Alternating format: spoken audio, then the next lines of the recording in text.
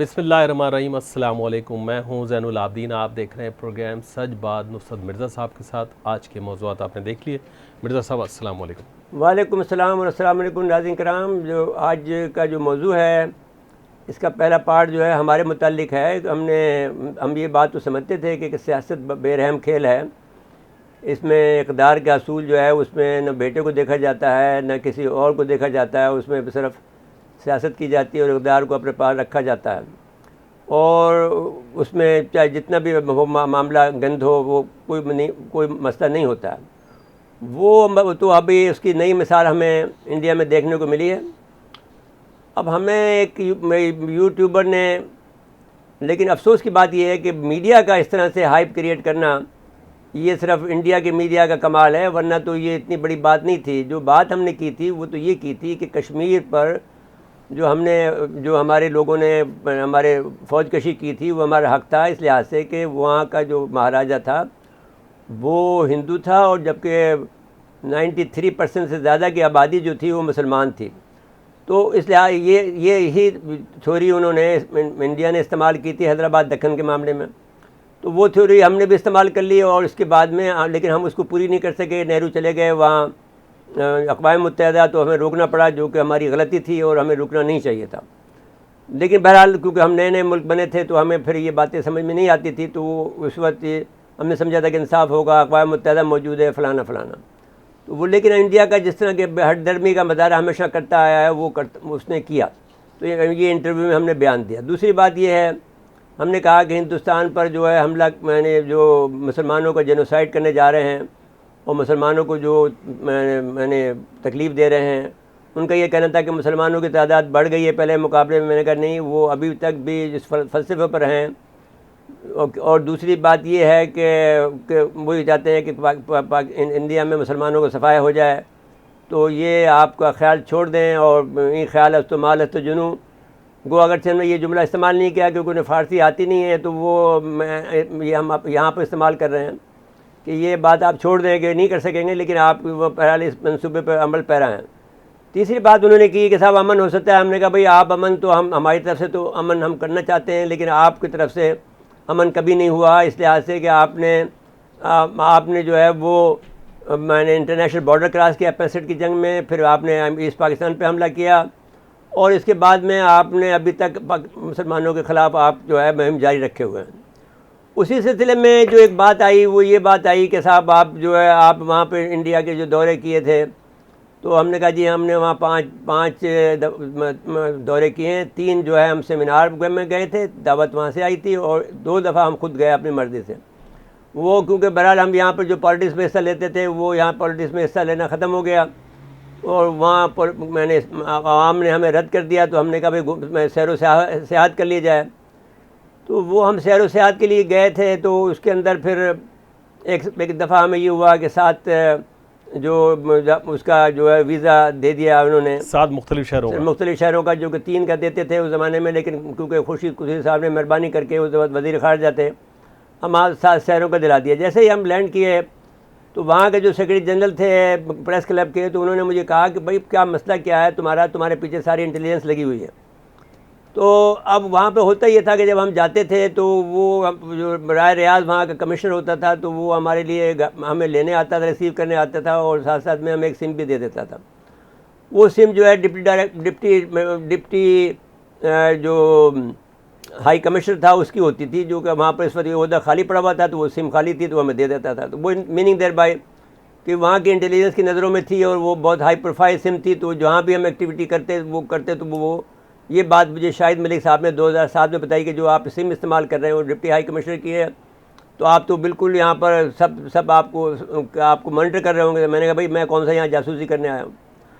अब उन्होंने ये कहा कि साहब आप यहाँ जब आए थे तो हम एक सेमिनार ऐसा था जो 2007 में हुआ ओबराय होटल में 27 अक्टूबर 2009 को। तो वहाँ हम गए थे तो उन्होंने हमें किसी शादी में गए थे, ये कहा गए थे मुझे याद नहीं है। तो उसमें फिर हमें दावत दे दी कि साहब आप इसमें आके सेमिनार में बैठ जाएं। अब हम वहाँ बैठे हुए हैं,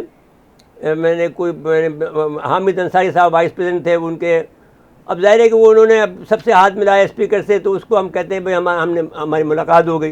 इसी तरह से मनमोहन सिंह, जब हम गए थे 2005 में के सेमिनार में वहाँ चंडीगढ़ में, तो मनमोहन सिंह ने आके हमसे बात की, मुलाकात की और साथ साथ में हमारी खरीदी पूछी। इन्होंने तो खरीद भी नहीं पूछी और चलते बने। तो अब वो एक फ़ोटो वो दिखा रहे हैं, वो जब उन्होंने जो बीजेपी ने एक इल्ज़ाम लगाया कि साहब ये नुसरत मिर्ज़ा जो है वो ISI का एजेंट था और हामिद अंसारी साहब उनको वो देना इंफॉर्मेशन देते थे जी। वो बेचारे हामिद अंसारी साहब को, जिससे को मैं जानता नहीं हूँ सिवाय उस कॉन्फ्रेंस के, और वो सिर्फ इनाग्रेशन करके चले गए, हमारे साथ बैठे भी नहीं रहे। तो अब वो उस पर बेचारे पे इल्ज़ाम धर रहे हैं, तो धरो भाई, अब तुम्हारी मर्ज़ी है। लेकिन एक तो मुसलमान है जो इस बात की निशानदेही कि आप मुसलमानों का कत्लेआम करने जा रहे हैं। हर जो तरीका ये होता है आया कि जो भी हाई प्रोफाइल आदमी होता है उसको टारगेट बनाएं, तो आप टारगेट बना रहे हैं, तो बनाओ, तुम्हारी मर्ज़ी है। मुसलमान की बेदारी ऐसे ही होती है। इस्लाम जिंदा होता है करबला के बाद में, ये वो रद्द-ए-अमल आएगा जब आप रद्द-ए-अमल आएगा। तो अभी तो आप अभी जो आप शरारत कर रहे हो करें। अभी हमें वो ले लिया किसी ने, ZTV ने, तो वो साथ साथ में वो तस्वीर दिखा रहे हैं, साहब आप बैठे हुए हैं इसके अंदर। ओ भाई, तो सेमिनार में बैठेगा नहीं, स्टेज पे तो कौन बैठेगा? और भी लोग बैठे हुए, और भी बैठे हुए हैं। कह रहे आप देखिए, आप जो है वहाँ से बैठे हुए हैं चौथे पाँचवें नंबर पर, तो बैठे हैं, तो इसका क्या मतलब हुआ? कोई हमारे पास मैंने वायरलेस का लिंक था आपस में कि हम वहाँ पर गुफ्तगू कर लेते हैं? दिमाग ख़राब है तुम्हारा। कहने लगे साहब आप, फिर मुझे वो और एक चाय बेचारे गरीब पे और लगा दिया कि साहब कुछ ना हमारी जान न पहचान न कुछ, हमें तो दावत दी थी जो हमारे अहमद शाह साहब जो थे, जो कि जामा मस्जिद के शहनशाह, मैंने शाहजहाँ के ज़माने से उनके पास जामा मस्जिद की इमामत है। तो हम इस तरह से अक़ीदत रखते हैं उनसे कि भाई वो इमाम है वहाँ के, तो हम वहाँ जाके उनसे उनकी नमाज़ पढ़ते हैं, उनसे एक दफ़ा सलाम दुआ कर लेते हैं। उनके ख़ानदान के पास है, उनके ख़ानदान के लिए या उनके भाई थे, उन्होंने दावत दे दी कि हम दावत पे नहीं गए थे उनके, तो उन्होंने हमें दावत दे दी, तो हम उसमें सेमिनार में शिरकत हो गई। हमें तकरीर की जो बहुत अच्छी तकरीर थी। हमने वाजपेयी साहब की बहुत तारीफ़ की, जो कि वहाँ हिंदू बैठे हुए थे, मुसलमान बैठे हुए थे, सिख बैठे हुए थे, इंटेलिजेंस के लोग बैठे हुए, सब ने तालियाँ पीटी के साहब इतनी ज़बरदस्त तकरीर की। वो खुद हमारा जो हाई कमिश्नर था शाहिद मलिक साहब, वो उठ के मेरे पास आए। हमारी उनसे सलाम दुआ नहीं थी शाहिद मलिक साहब से उस वक्त तक। हमारी दोस्ती सिर्फ राय रियासत की हद तक थी, जो कि वहाँ का कमिश्नर था इंफॉर्मेशन का, क्योंकि हम इंफॉर्मेशन में रहे हैं, तो वो वहाँ तक हमारी, तो हमें ख्वाहिश भी नहीं थी कि भाई हम शाहिद मलिक साहब से जाके मिले, कि क्या मिले, तो मिले तो खुद मिले। तो खुद आया मेरे पास, कहना साहब आपने मेरे मुल्क की जो है बड़ी तर्जुमानी की है आज। मैंने कहा भाई तुम्हारा मुल्क है, मेरा नहीं है। कहना अच्छा हम दोनों का मुल्क है, आज हमारे साथ खाना खा लो। तो ये इस तरह से हमारी दोस्ती होगी। फिर उस रोज़ उन्होंने बताया कि भाई जो तुम इस्तेमाल सिम, मैंने कहा तुम नंबर दो अपना। नंबर है, जब मैंने कॉल किया करने, तुम तो डिप्टी हाई कमिश्नर की सिम इस्तेमाल कर रहे हो। मैंने कहा हाँ, मुझे तो क्या मालूम, मुझे इसने दिया है, दायरे राज ने दी है। तो मेरी गुजारिश ये है कि इंडियन चैनल ने तो इसको अहम दस्तावेज़ात तेरा मेरे पास अभी तक मैं 3-4 को इंटरव्यू दे दिया, मैंने शराफत दे दिया, लेकिन वो ऐसी जरा करते जैसे मुझे अदालत में खड़ा कर दिया कटहरे में। भाई मसला क्या है तुम्हारा? तुम जैसे हम, एक तो ये है कि ये बात याद रखनी चाहिए कि पाकिस्तान में हमारे इदारे, चाहे आपकी नज़र में कितने दूसरों बहुत से लोगों की नज़र में कितने ख़राब क्यों ना हो, जो इज़्ज़तदार लोग होते हैं, जिन्होंने कभी भी उनके साथ में उनसे पैसे नहीं लिए हों, कभी उनके साथ में उनके हुक्म पर नहीं चले हों, तो वो उनको सलाम करते हैं, उनकी इज़्ज़त करते हैं। तो हमारी भी इज़्ज़त करते हैं जी। हमीद गुल के बाद में हमारा कोई दोस्त जो है वो DG ISI हमारा दोस्त नहीं बना जी। तो सवाल ये था कि क्या नहीं भी रहे, तो तब भी हम अब कभी नहीं मिले उनसे, किसी से नहीं मिले उसके बाद में तारीख़ी तौर पर कभी भी। तो मतलब ये है कि अगर मिलते भी तो क्या था, हमारी ISI है, हमारी फ़ौज है जी। तो ये तो एक दुनिया में तो लोग कहते हैं ना कि साहब भाई हम जब बाहर रह के आए तो दुनिया के अंदर एक फ़ौज होती है, एक उनके इंटेलिजेंस इदारा होते हैं, वो सारे हमारे होते हैं, पुलिस भी हमारी है भाई, रेंजर्स हमारी है जी। तो कहाँ से लाएं? तुम्हारे इंडिया से लेके आए रेंजर्स, जो हमारी अपनी है, तो अब वो तो हमारी है।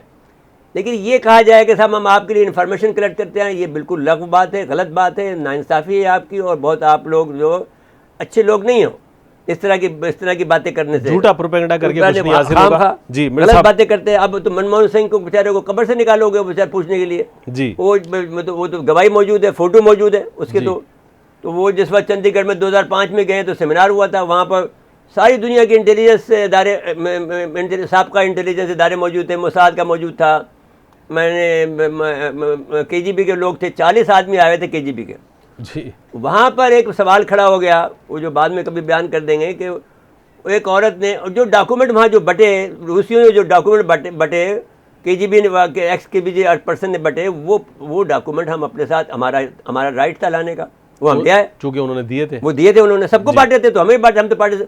जो भी सेमिनार का हिस्सा था वो फिर किताब में छप गया, वो किताब भी हमारे पास मौजूद है जी, वो जहाँ आप ले सकते हैं। उन्होंने वहाँ से इंडिया से हमें भेजी किताब, वो उस इदारे का नाम था centre for research and rural industrial development, मैंने CRRID जी उसका नाम था, और उसमें सेमिनार था 5 दिन का, तो हम तो 3 दिन के बाद वापस आ गए जी जी, क्योंकि हमारे पास यहाँ के अखबार के एडिटर थे हम उस जमाने में जी।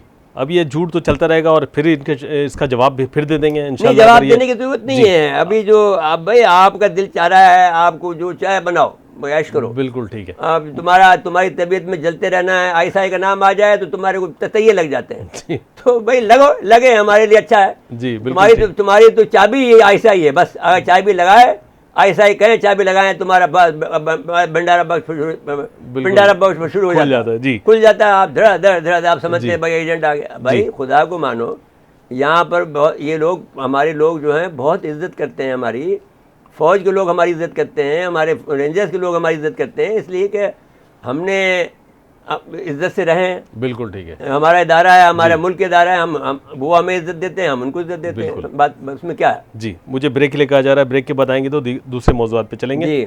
नाज़रीन, मुख्तसर वक्फा है, वक्फे के बाद आते हैं। एक मरतबा फिर प्रोग्राम में खुश आमदीद कहते हैं। मेरे साहब, ये सलामती कौंसिल में सलामती कौंसिल की मेंबरशिप का हमें डर था कि इनको मिल ना जाए, तो लेकिन वो तरीक़ाकार उसका ये है कि इसमें जो है ब्राज़ील और जापान और इंडिया ये एक तरफ हैं, C4 उसको कहते हैं, 4 का ये वो है उनको कहते हैं, और उन्होंने मिलकर कोशिश की थी कि भाई उनको मिल जाए परमानेंट मेंबरशिप। तो इसमें वो पाकिस्तान ने दूसरे मुल्कों को 2/3 अक्सर की ज़रूरत होती है जी, तो उसमें पाकिस्तान ने उनको हरा दिया, अफ्रीकी यूनियन ने साथ नहीं दिया, सब ने हरा दिया, अरब लीग ने साथ नहीं दिया, इटली ने भी मुखालफत की, तो अब इत्तेफाक राय नहीं हुआ जी। अब पाकिस्तान कश्मीरियों पर जो जुल्म, ये बात हमने कही, कश्मीरियों पर जो जुल्म सितम भी कर रहे हैं, हम ये बात आपसे फिर भी कहते हैं कि हमें यही कहा गया कि कश्मीर पर हमारा ना हमने मानवाधिकार पर हमने अपना हक छोड़ा, ख़त्म किया है, ना हमने हैदराबाद दक्कन पे किया है जी, ना हमने कश्मीर पे किया। कश्मीर तो हमारा पक्का हमारा, तो आप चाहे कितनी कोशिश कर लें हम ले लेंगे आपसे। ये कश्मीरियों पर जुल्म सितम बहुत ज़्यादा बढ़ा हुआ है, और ये बात हमने ना तो कश्मीर पर अपना हक छोड़ा है, ना हमने जूनागढ़ पे छोड़ा है, ना हमने हैदराबाद दक्कन पे छोड़ा। तो अब अगरचे हैदराबाद दक्कन के मामले में हम चुप हैं, लेकिन जूनागढ़ और मानवाधिकार के मामले में हम चुप नहीं हैं। और हमारे यहाँ पर खान साहब जो रहते हैं जूनागढ़ के, हम उनको पूरी ताज़ीम देते हैं और पूरा प्रोटोकॉल देते हैं उनको, तो इसलिए हमने वो उसको ज़िंदा रखा हुआ है। अब और ये जो इसमें जो जुल्म बर्बादी हो रही है वो ख़त्म होने का नाम नहीं ले रही है। तो हम ये बात कहते हैं कि जब जुल्म बर्बाद होती है तो उसकी हुकूमत ख़त्म हो जाती है। हज़रत अली का ये कौल है कि कुफ्र की हुकूमत रह सकती है, लेकिन जुल्म की हुकूमत नहीं रह सकती। तो इस वक्त मोदी साहब जुल्म की इंतहा को पहुँचे हुए हैं। आप ये कह सकते हैं कि साहब वो जो इजरायली जो जुल्म की हद को पहुँचे, तो आप ये समझ लें दोनों हुकूमतें ख़त्म हो जाएंगी इंशाल्लाह। फिर इनको आदत है, क्योंकि जो सोने की चिड़िया बन गई है, इनके बहुत पैसे हैं इनके पास, तो वो इस वक्त हिंदुत्व का जो कारोबार चला रखा है वो एक किस्म की उन्होंने आप सोने की चिड़िया बना ली है। तो अब आपके पास जब सोने की चिड़िया बन जाते हैं, आपकी तारीख यही है कि फिर कोई हाथ पे काबिज हो जाता है। पहले ज़हीउद्दीन बाबर आगे काबिज हुआ था, या पहले जो आए अब्दाली आए थे या खिलजी आए थे, या जो लोग भी आए थे वो आगे कब्ज़ा कर लेते थे। अब आपके ऊपर अब कोई जो बाइडन आएगा, कोई और टेरिसन आएगा, कोई ना कोई आ जाएगा, लेकिन आप आज़ाद नहीं रह सकते। बिल्कुल। तो ये बात होगी। चलिए जी, अब बताइए बलूचिस्तान वाले मौजूद बलूचिस्तान में कलन लई बेग जो अब हम हमारे यानी ख़ानदानी रिश्ते के लिहाज से तो हमारे शिकार हुए लई बेग हैं जी। बेग जो है वो हमारे मुग़लों में एक ब्रिगेडियर के लेवल का ओहदा होता है। तो ये जो लोग ब्रिगेडियर के ख़ानदान से आ रहे हैं वो सब अपने साथ में बेग लगाते हैं। मिर्ज़ा जो है वो कहा जाता है वो प्रिंस होते हैं, और फिर बेग एडिशनल भी हो तो फिर उसका मतलब है कि उनके पास दो, एक तो प्रिंस की होती है कि यानी मीरजादे होते हैं, और वो दूसरा बेग का टाइटल उनके पास होता है, यानी वो फिर उनके पास कोई बड़ा ओहदा होता है, मीनिंग देयर बाय जी। तो वो फिर दो ये वो इस्तेमाल करते हैं। तो वहाँ पर दहशतगर्दी हुई है, वो मकवी उनको लेके फ़रार हो गए हैं। वो DHA में काम करते थे, कोटा में खदमत अंजाम दे रहे थे, उनको ले गए, लेकिन वो जिस वक्त उनके पीछा किया गया तो उन्होंने उनको शहीद कर दिया। फिर बाद में जो है उनको उनमें से कुछ आदमियों को मारा, एक आदमी को पकड़ लिया और 2 आदमियों को मार दिया, और बाकी जो है भाग गए। लेकिन उनको पता है कि कहाँ पर वो हैं, तो अब ये उनको पीछा नहीं छोड़ेंगे इंशाल्लाह ताला। और ये मेरे साहब क्विक रिस्पांस फोर्स ने मतलब जल्दी एक्शन लिया नहीं, अभी लेंगे और भी लेंगे। इंटेलिजेंस का मसला रहा, हमें फिजाई हमले करने पड़ेंगे, इसके अलावा हमारे पास कोई चाराकार नहीं है।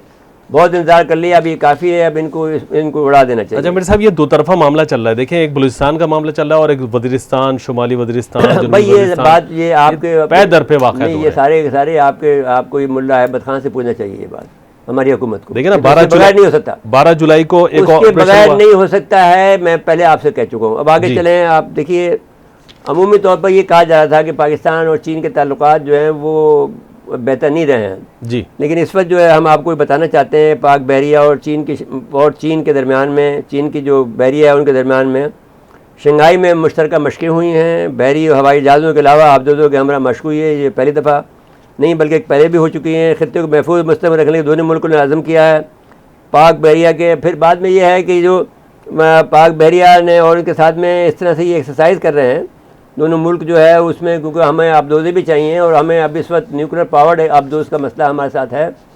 वो बेसिकली तो हम तो ये समझते हैं कि न्यूक्लियर पावर्ड आबदोज़ होना कोई बड़ी बात नहीं है, शायद हमारे पास हो, लेकिन हमें अभी बशुबा है। जैसा कि एक ज़माने में 84 में हम एटॉमिक पावर बन गए थे, लेकिन कभी किसी ने सांस से भाप तक नहीं निकाली मुंह से कि आप हमारे पास एटम बन गए, जबकि ये अमेरिका को पता था। वो मैंने ग्रीन क्रिसेंट बना रहे थे, हमें बुला के हमें ब्रीफिंग दे रहे थे कि साहब मराकश से लेकर आपका जो ये बनेगा एटम बम का जो बनेगा वो मराकश से लेकर और इंडोनेशिया तक के मुसलमानों का निगहबा बनेगा जी। लेकिन यहाँ तो डर के मारे इनका बुरा हाल होता है। ये तो कहते हैं कि हमारा न्यूक्लियर बच जाए तो अच्छा। भाई न्यूक्लियर ताकत छुपा के रखने की नहीं होती है जी, ये आपको इजहार करने की जरूरत होती है और अपना असर कायम उसका दायरा असर आपका होना चाहिए। और जो जिनका दायरा असर जैसे अमेरिका का है इसमें खलीज में, इसको हटाएं आप, हम अपना रखें जी। ये कैसे हो सकता है कि साहब आपकी जो वहाँ पर जो अब ये जो छोटा सा जजीरा है सार मुल्क का मालदीव जो है वो आपके दायरा असर में, नो इंडिया के दायरा असर में हो, ये कैसे मुमकिन है? आप तो बड़ी गलती कर रहे हैं। आप यानी उसको अब जब वो श्रीलंका का सदर भाग के गया तो इंडिया ने मशवरा दिया कि आप वहाँ चले जाएं, वहाँ भी उसके खिलाफ मजारे शुरू हो गए। फिर वो दुबई की तरफ जाना चाह रहे थे लेकिन नाकाम हुए भारत। भाई नहीं, जाहिर है कि अब पता नहीं क्या होगा उनके साथ। अच्छा मेरे साहब, और एक इसी से मुंसलिक और खबर है कि पाक बहरिया के 2 कमोडोर को जो है तरक्की के दे दी है, उनको हम मुबारकबाद पेश करते हैं। और उनका जो सूरत हाल है आमिर महमूद और इम्तियाज़ अली, जो उन दोनों को हम मुबारकबाद पेश करते हैं जी। तो और हम दुआ करते हैं कि ये पाकिस्तान के लिए खिदमत करें और ज़्यादा से ज़्यादा पाकिस्तान की बहरिया ने भी हमें कभी मायूस नहीं किया और हमारी एयरफोर्स ने भी हमें कभी मायूस नहीं किया। और हमें अल्लाह की तरफ से इनमें वो क़ुव्वत दी है, वो महारत दी है अल्लाह ने कि ये जब भी हुए हमारे लिए फ़ख्र का बने हैं। अल्लाह की तरफ से हम ये बात कर रहे हैं कि अल्लाह के मेहरबानी से इन्होंने, और हमारी एयरफोर्स ने भी हमें कोई ऐसा नहीं किया। पूरे हमारे जो सरजमीन की जो मैंने हिफाजत कर रहे हैं, बहुत बड़ा एरिया है और चूँकि उनकी जिम्मेदारी बहुत ज़्यादा है। अब जाहिर है बहुत से लोग ये कहते हैं कि साहब आपको फ़ौज की तादाद कम करनी चाहिए क्योंकि आप टेक्नोलॉजिकल आपके पास हाई टेक्नोलॉजी आ गई है। लेकिन रूस का मसला ये खड़ा हो रहा है कि रूस के पास ज़्यादा अफवाज नहीं है जी, और वो हैं भी तो उम्र रसीदा फ़ौज है जी। तो वो उनके पास प्रॉब्लम खड़ा हो गया है कि वो जब यूक्रेन को फतह करना चाहते हैं तो वो उनको काबू में रखने के लिए उनके पास फ़ौज नहीं है। और हम नहीं कर सकते क्योंकि हमारे साथ एक मक्कार दुश्मन लगा हुआ है, बड़ा मक्कार है। और फिर एक तरफ से मक्कार भी कैसा मक्कार के नाम आ जाए ISI का जी, तो फौरन आपके खिलाफ ISI का एजेंट का नारा लगा लेते। और दूसरी तरफ आपको ये पता नहीं, आपको आओ जिनको भी शौक़ है, जो साफ़ी बरादरी है हमारी, कम से कम हम 50 को तो बुला ले सकते हैं जी। आप आके यहाँ रह के देखो, कोई तुम्हारे को कुछ कहेगा? बिल्कुल ठीक है कि तुम राग एजेंट ना हो जी, तुम तो होते हो। फिर ब्रेक का वक्त हो रहा है। अच्छा दूसरी तरफ में मुनाफिक का भी सामना है, हमारी दूसरी तरफ जो है वो उसको भी निपटना होता है, तो हमारी फ़ौज के लिए वही बड़े मसाइल हैं। हाँ सही बात है जी नाज़रीन, मौसम वक्फा है, वक्फे के बाद आते हैं। एक बार फिर प्रोग्राम में खुश आमदीद कहते हैं। मेरे साहब, पेट्रोलियम मसनूआत की कीमतों 10% कम होनी चाहिए थी, शहबाज शरीफ साहब ने नहीं की, मिफ्ता इस्माइल साहब ने डंडी मारी। नहीं, अब जो कुछ भी डंडी, ये बेकार की बातें मत करो। वज़ीर आज़म चाहे मिफ्ता इस्माइल की कैसे क्या है भाई, तो वज़ीर आज़म ही मिले हुए हैं, डंडी मार रहे हैं दोनों मिलके। ये जो गिमिक्स है ना, ये ड्रामाबाजी जो है, ये इनको बहुत अच्छी आती है, इनको शहबाज शरीफ को। तो अब उसका बहुत अफसोस है हमें जी कि ये अब 18 रुपये, अब 100 रुपये बढ़ाकर 18 रुपये का रिलीफ दे रहे हैं हमें। मैंने 120 रुपये बढ़ाए ना, नहीं 96 रुपये 96 बढ़ाए, तो उसमें से अभी 18 कर दिया है। तो भाई 18 का भी इसलिए दिया है कि इलेक्शन हो रहे हैं। हाँ, ज़िमनी इलेक्शन से जोड़ा जाएगा, उनका हाथ उनको साफ नजर आ रही है, तो इन्होंने अभी वक्त तो ज़िमनी इलेक्शन से जोड़ा जाएगा और फिर बाद में जोड़ लेंगे, ये बाद में बढ़ा देंगे एकदम से। मेरे साथ 18 बढ़ाएं 30 बढ़ा देंगे। लेकिन इत्तेहादी जमातें तो प्रेशर डाल सकती है ना कि भाई आप कम करें, हम भी तो भाई बात ये है कि आवाम नहीं डाल रही ना, मसला ये है कि आवाम जो है वो बटी हुई है। आवाम क्या करें, तकसीम किया हुआ है उनको, तकसीम किया हुआ है। अभी आप देखिए नया मसला खड़ा हो गया है पठान और सिंधियों का। भाई अभी मेहरबानी करो, कोई सारे इंसान बनो, इंसानों की तरह रहो। मेरे साथ पठानों का मसला नहीं है, अफगानियों का मसला है। अफगानियों का बात है, ठीक बात है, आप यूँ कह रहे हैं, ठीक बात है। वो तो अफगानियों का अगर गैर कानूनी है तो फिर इनको भेज दिया जाए। यकीनन गैर कानूनी है भाई, आप आए महाजिर, आपका शादी कार्ड कैसे बना हुआ है यहाँ पे, वो ज़ाहिर है जाली है। नहीं तो भाई आपके यहाँ करप्शन है तो हो जाता है। अब वो नादरा जिंदाबाद, क्या कर सकते हैं। नादरा के आप भी होंगे इसमें शामिल। भाई आपका मतलब ये है कि कोई आदमी सर्टिफाई तो करेगा ना उसको भाई, तो ज़ाहिर है ना, वो तो आपका सिस्टम खराब है जी।